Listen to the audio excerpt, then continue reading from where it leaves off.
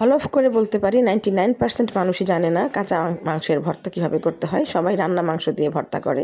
তো আজকে শিখে নিন এই দুর্দান্ত স্বাদের রেসিপি। এই রেসিপির জন্য লাগবে হাড় ছাড়া গরুর মাংস। আপনি খাসি মুরগি দিয়েও করতে পারেন। মাংসগুলি লবণ দিয়ে সেদ্ধ করে এবং ছাড়িয়ে নিতে হবে।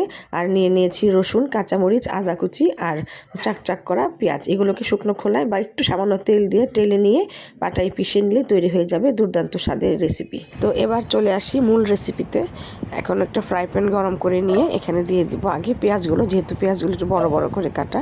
পেঁয়াজগুলো আগে টেলে নিয়ে আস্তে আস্তে অন্যান্য মশলাগুলো এবার দিয়ে দিব একটু আদা আর রসুন, আর মাঝখানে একটু তেল দিব। তেল দিয়ে পেঁয়াজটাকে আলাদা করে একটু ভেজে নেব। আমি সবগুলো মিশাচ্ছি না, কারণ মিশালে আলাদা করতে আবার ঝামেলা, কারণ আমি এগুলো আলাদা আলাদা সবগুলো একসঙ্গে বাটবো না। আদা রসুনটাকে একদম মিহি করে ফেলবো আর পেঁয়াজগুলোকে আস্তে আস্তে রাখবো, সেজন্য আমি আলাদা আলাদা করে সাইডেই ভেজে নিচ্ছি। এবার পেঁয়াজটা হয়ে গেলে পেঁয়াজটা উঠিয়ে একটু পেঁয়াজটা চাপ দিয়ে ওর পানিগুলো গা থেকে ছাড়িয়ে নিতে হবে। একদম যখন পানি শুকিয়ে লাল লাল হয়ে যাবে তখন আমরা পেঁয়াজটা উঠিয়ে নেবো। এই জন্য আমি পেঁয়াজ আর আদা রসুনগুলো মেশাচ্ছি না। এই যে আমার পেঁয়াজটা হয়ে গেছে, এবার তুলে নিচ্ছি। ওই দিকে আদা রসুনও মোটামুটি হয়ে আসছে। যেহেতু আদা রসুনটা একটু ভারী সেজন্য সময় লাগে। এই ফাঁকে আমি এই পাশে কাঁচামরিচগুলো দিয়ে দিচ্ছি।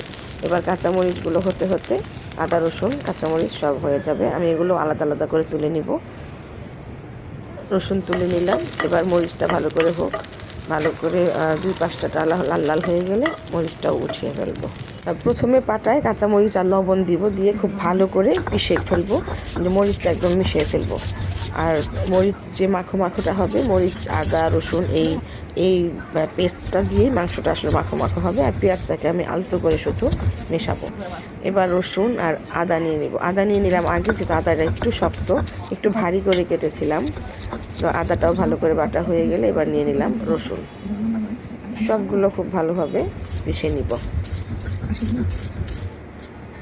আদাগুলো খুব ভালোভাবে থেতো করে বেটে নিয়ে মিশিয়ে নিচ্ছি। এরপরে আমি দিয়ে দেবো ঝোড়া মাংসগুলো হাতে ছাড়িয়ে নিয়েছিলাম। এবার মাংসগুলোকে একদম পাটায় পিষে আঁশগুলো সব ছাড়িয়ে নিতে হবে, কারণ ওখানে সেদ্ধ হওয়ার পরে একটু তেলে ভাজতে হয়, ওই জন্য মাংসটা একটু শক্ত হয়ে যায়। আপনারা চাইলে আরও নরমও রাখতে পারেন, কিন্তু মাংসের মধ্যে পানি থাকলে ওটা টেস্ট হয় না, ভালো লাগে না আমার কাছে। এই জন্য আমি একটু শুকিয়ে নিয়েছি। এরকম মাংসটা একদম পাটায় পিষে ছাড়িয়ে নিতে হবে। তারপরে মশলার সাথে আবার ভালো করে উল্টে পাল্টে মিক্স করে 2-3 বার করে বেটে নিতে হবে। আপনারা যদি পাটায় না পারেন, চাইলে অনেকে ওই বাটনা আছে যে মাটির বাটনাতেও আপনারা ধারাবাহিকভাবে কাঁচামরিচ আদা রসুন পিষে তারপর মাংসটাকে ওইভাবে করতে পারেন। করে নিয়ে পরে পেঁয়াজটাকে আলতো করে মেশাতে পারেন। তো আমি পাটাতেই করতে স্বাচ্ছন্দ্য বোধ করি। মাংসের সাথে সবগুলো মশলা মেশাতে একটু সময় নিয়ে মেশাতে হবে, তাহলেই কথায় আছে না, যত গুড় তত মিঠা। যত আপনি সুন্দর করে মেশাবেন তত খাবারটা টেস্টি হবে। তো খুব ভালো করে মিশিয়ে নেওয়ার পর এবার আমি টালা পেঁয়াজগুলো নিয়ে নিলাম। এগুলোকে আলতো করে আগে একবার বাটা দিব, দিয়ে তারপরে আমি মাংসের সাথে মেশাবো, কারণ একটু নরম হবে। নরম হলে যখন ওটা থেকে একটু ভেজা ভেজা হবে তখন এটা ভালোভাবে মাংসের সাথে মিশবে।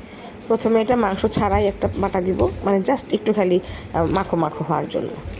এটা আপনারা একটু খেয়াল করে করবেন, একদম যেন গলে না যায়। যদি আপনি গলায় খেতে পছন্দ করেন তাহলে করতেই পারেন, তবে আমি কখনো এটা গলাই না, কারণ একটু মাখো মাখো হলে ওটা আমার বেশি ভালো লাগে। এইবার আমি সবটা মাংসের সাথে পেঁয়াজটাকে উল্টে পাল্টে মিশিয়ে নেব। চাইলে আপনি হাতেও খুব ভালো করে এখানে মিশিয়ে নিতে পারেন, আপনার সুবিধা অনুযায়ী আপনি আপনার টেস্ট বুঝে দেবেন। যদি লবণ কম হয় এই পর্যায়ে লবণও মিশাতে পারেন একটু। এই তো আমার ভর্তা মোটামুটি রেডি। এই যে আলতো করে খালি চাপ দিব আর পেঁয়াজটাকে একটু করে মেশাবো। পেঁয়াজগুলো মেশানো হয়ে গেলে এবার একটু হাত দিয়ে আলতো করে মাংসটাকে ছাড়িয়ে দিব। ছাড়িয়ে দিলে মাংসটা একদম ঝুরঝুরে হয়ে যাবে। চাকাগুলো ছাড়িয়ে দিলে খেতে অনেক ভালো লাগবে। সামনে কোরবানির ঈদ আসছে, একদম ফ্রেশ মাংস দিয়ে এই ভর্তাটা বানিয়ে খান এবং সবাইকে খাওয়ান, তাক লাগিয়ে দিবেন। এবং এইরকম ভিডিও পেতে আমার চ্যানেলের পাশেই থাকবেন। যেদিন এই ভর্তাটা বানাবেন চাল একটু বেশি দিবেন এবং সবাই খুব পেট ভরে তৃপ্তি সহকারে খাবে এবং আপনার অসম্ভব প্রশংসা করবে এবং এই খাবারটি বারবার খেতে চাইবে। ভিডিওটি ভালো লাগলে শেয়ার করে রাখুন, আপনার বন্ধুবান্ধবকেও দেখার সুযোগ করে দিন। আর যখন আবার বানাবেন তখন টুক করে দেখে নেবেন, দেখে নিলে একদম পারফেক্ট ভর্তা তৈরি করতে পারবেন ইনশাআল্লাহ।